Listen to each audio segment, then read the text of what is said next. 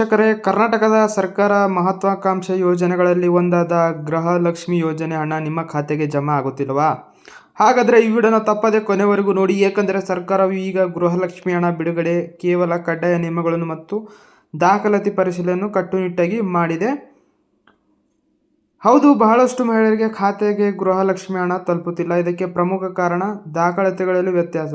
ಈ ಕೆಳಗಿನ 5 ದಾಖಲಾತಿಗಳು ನಿಮ್ಮ ಬಳಿ ಸರಿಯಾಗಿದ್ದರೆ ಮಾತ್ರ ನಿಮ್ಮ ಖಾತೆಗೆ ಪ್ರತಿ ತಿಂಗಳು ತಪ್ಪದೆ ಹಣ ಜಮಾ ಆಗುತ್ತದೆ.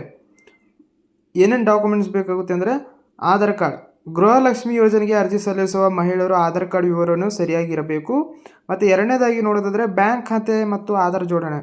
ನಿಮ್ಮ ಬ್ಯಾಂಕ್ ಖಾತೆಗೆ ಕಡ್ಡಾಯವಾಗಿ ಆಧಾರ್ ಸೆಂಡಿಂಗ್ ಆಗಿರಬೇಕು ಅಥವಾ ವ್ಯಾಪಿಂಗ್ ಸಕ್ರಿಯವಾಗಿರಬೇಕು. Ration card.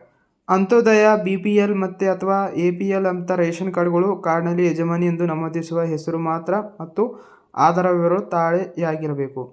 Mobile number. Aadhaar ಕಾರ್ಡ್ಗೆ ಜೋಡಣೆಯಾಗಿರುವ ಮೊಬೈಲ್ ಸಂಖ್ಯೆ ಚಾಲ್ತಿಯಲ್ಲಿರಬೇಕು. KYC.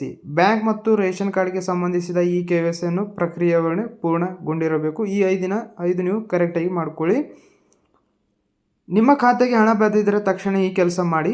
ನಿಮ್ಮ ಹತ್ತಿರದ ಬ್ಯಾಂಕ್ ಶಾಖೆಗೆ ಭೇಟಿ ನೀಡಿ ಆಧಾರ್ ಸೆಂಡಿಂಗ್ ಸ್ಥಿತಿಯನ್ನು ಪರಿಶೀಲಿಸಿ. ಸೇವಾ ಸಿಂಧು ಕೇಂದ್ರ ಅಥವಾ ಬಾಪೂಜಿ ಸೇವಾ ಕೇಂದ್ರಗಳಿಗೆ ಭೇಟಿ ನೀಡಿ ನಿಮ್ಮ ಆರ್ಥಿಕ ಸ್ಥಿತಿಗತಿಯನ್ನು ಚೆಕ್ ಮಾಡಿಕೊಳ್ಳಿ. ಈ ಮಾಹಿತಿ ನಿಮಗೆ ಉಪಯುಕ್ತವಾದರೆ ಕೂಡಲೇ ನಿಮ್ಮ ಸ್ನೇಹಿತರಿಗೆ ಮತ್ತು ಕುಟುಂಬದವರಿಗೆ ಹಂಚಿಕೊಳ್ಳಿ. ಮತ್ತಷ್ಟು ಇತ್ತೀಚಿನ ಮಾಹಿತಿ ಮತ್ತು ನಮ್ಮ ಚಾನಲನ್ನು ಸಬ್ಸ್ಕ್ರೈಬ್ ಮಾಡಿಕೊಳ್ಳಿ. ಧನ್ಯವಾದ.